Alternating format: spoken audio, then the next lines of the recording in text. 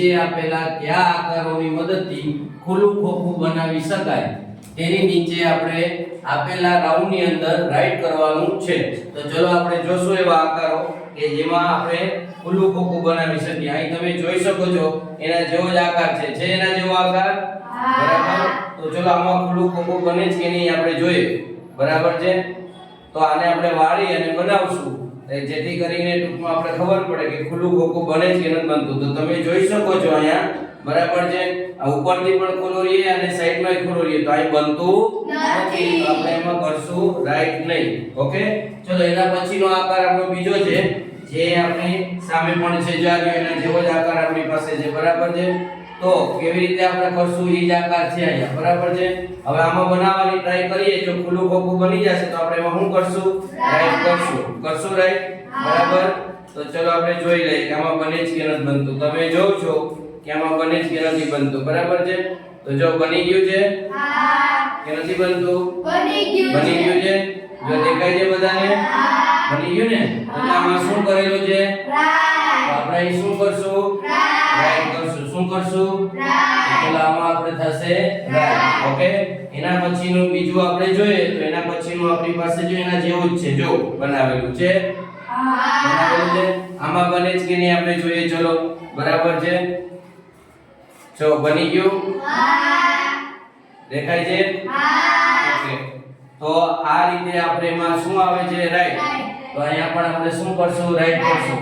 આની અંદર આપણે ખુલ્લું ખોખું બનાવી શકીએ કે નથી બનાવી શકતા એ મુજબ આપણે આકારો આપેલા છે એ મુજબ આપણે ગોઠવણી કરતા જઈએ અને જોતા જઈએ.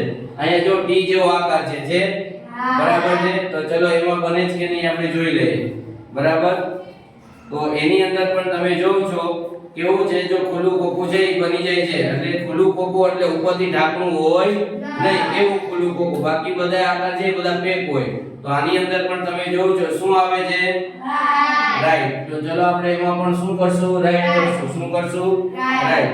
એના પછીનો હવે આકાર તમે જોવો છો એના જેવો આવે છે. અહીંયા છે.